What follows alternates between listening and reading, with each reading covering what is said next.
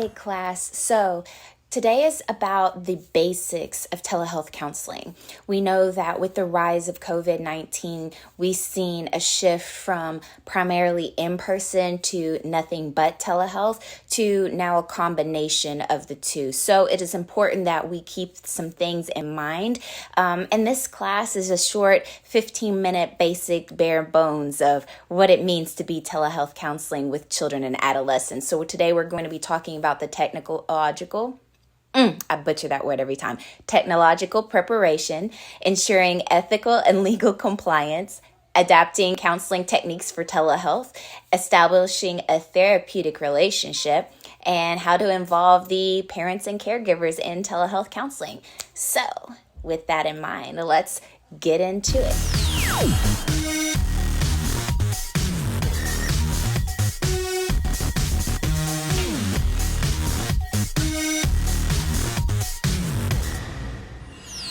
So for technological preparation, there's a few things that we need to keep in mind. First and foremost is what platform are you using? Making sure that you're familiar with its capabilities and the things that you can do with it is very important. Making sure that you ensure if there's any kind of HIPAA issues that you are using informed consent with those platforms. Making sure that you conduct a pre-test. Does your audio work? Does your video work before you get into the session? That way, if you need to tweak anything, you can. Also, making sure that the parents and the client have the correct equipment to be able to have the stable internet connection and to use whatever features you're trying to use. Because if they do not have, maybe they're not a fit for telehealth, or maybe you're going to need to tweak some things on your end so that they are able to use it.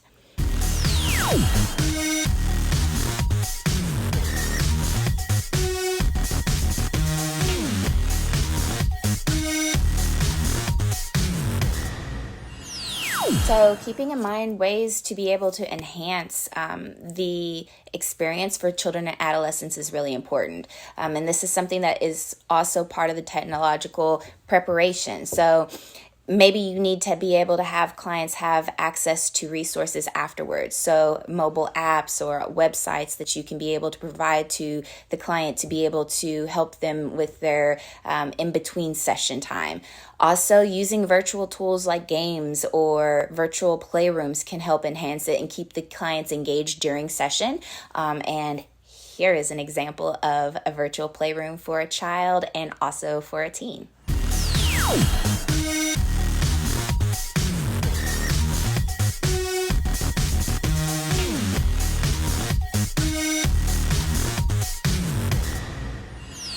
So as we know, technology has its days where things don't go right. So keeping in mind technical issues, making sure that you have a stable connection and also you have the necessary software to be able to do what you're doing, as well as making sure things are updated, very important. Making sure, like I said, that your client has a stable connection and the necessary equipment to be able to handle what you are doing with your telehealth, because if they don't, telehealth may not be the solution for them because it may not work correctly, and that can harm the therapeutic relationship.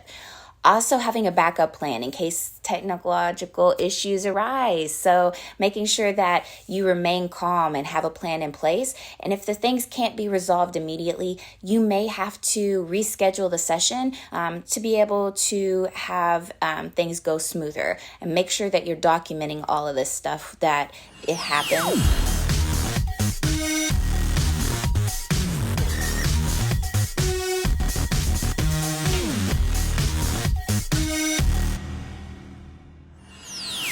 So some of the concerns that we have to keep in mind for ethical concerns and legal concerns is one that telehealth is one of those situations where confidentiality and privacy, while it could be guaranteed on our end, may not always be guaranteed on the client's end. So making sure that we understand that we're setting the correct guidelines for our sessions, and also setting informed consent where we explain the limitations of telehealth, explaining that if we're using a platform that isn't HIPAA compliant, that is very important that we let the client's parents know, as well as making sure that we try to use software and platforms that are secure and encrypted, and handle their communication in a professional manner.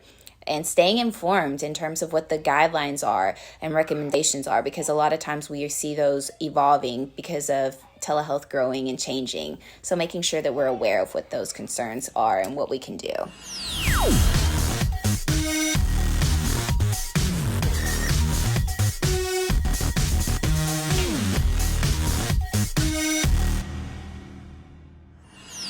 So one of the things that is super cool to me is how we adapt counseling for telehealth. It does present a lot of unique challenges, but it also presents a lot of unique opportunities.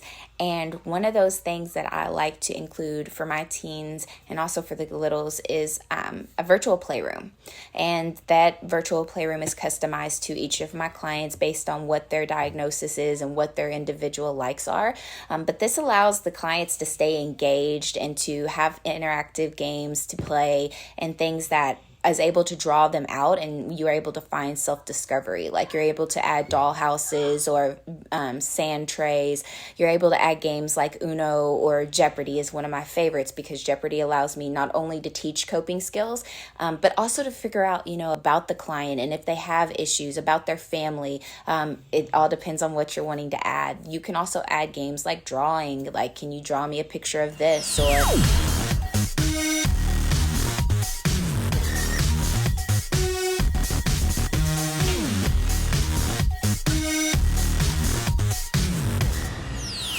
But what it also helps you do is establish the therapeutic relationship.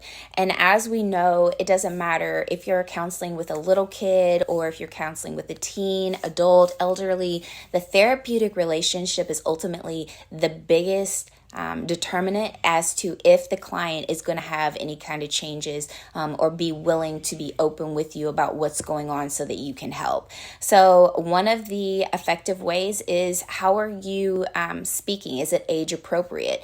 The way that I speak with the littles, say we're playing a game, is going to be like a cheerleader. Yeah, you did an amazing job. That's awesome.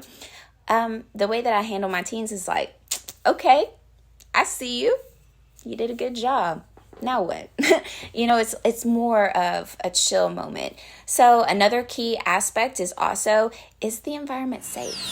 And when I say safe, it's like, do they feel comfortable? If I'm building a playroom and I'm bringing them into this for this to be the safe space for them to interact, is it the wrong colors? Is it the wrong information? Like, do they feel comfortable playing around with it? Is it stuff that's going to engage them? Again, coming back to the ethical and legal concerns, is confidentiality and privacy confirmed? Is the stuff free of distraction? Like if I'm in a virtual playroom, is there games that's going to be like, I click this one and then there's like 5 other clicks that gets them distracted? Like I have to be careful on what I'm choosing. Also making sure that you're aware of issues, addressing things with empathy, allowing them to know that you're there and that you hear them and that they're engaged is really important. All right, so now that we've covered a little bit of that, I want you to take a moment and drop in the chat box, what are two games that you like to play with teens and or adolescents that you can play in person? And let's take some time. I'll give you a couple moments to get those typed in. Yeah. All right.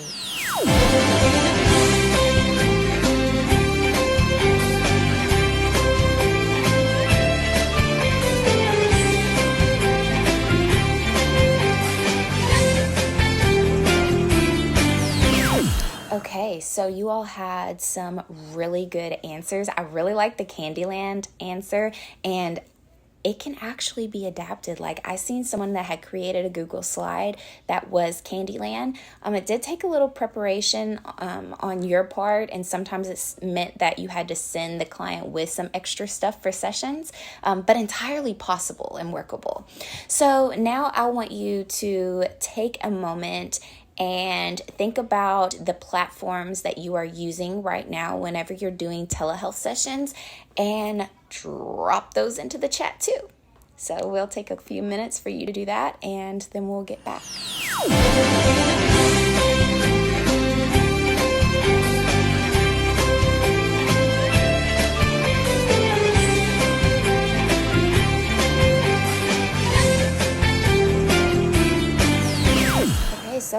lot of those that you named off were some that I were very familiar with. There was a couple that I was like, I ain't heard about that, so I'm gonna have to check those out. But most of those do have some issues with confidentiality and HIPAA, so making sure that you are advising the clients of those things whenever you do informed consent is going to be really important. But yeah, okay, so let's get back to it. Another thing that is really important is keeping in mind how to involve the parents and caregivers. So that's what we're going to talk about next.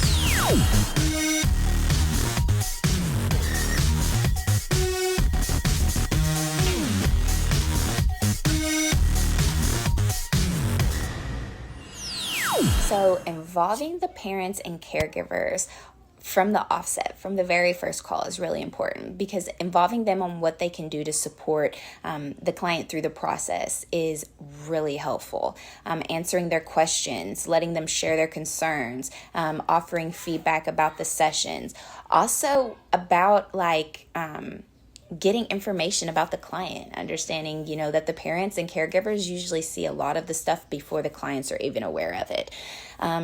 Helping the client to practice the coping skills is one of the biggest things, because kids don't always remember to deep breathe or to use their coping skills. So if parents are able to help, it makes them remember a lot easier. So hopefully you all have learned a little bit more about the basics of telehealth counseling for the children and adolescents. Yes, it does require some careful planning and some adaptability, and keeping in mind ethical considerations, but by utilizing and establishing a strong therapeutic relationship and using the right techniques and involving the parents, we're able to ensure a effective and supportive system for our clients.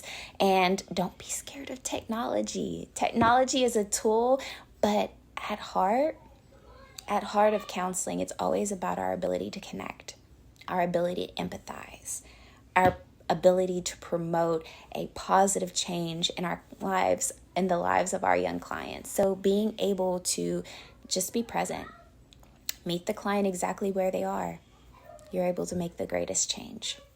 Thank you.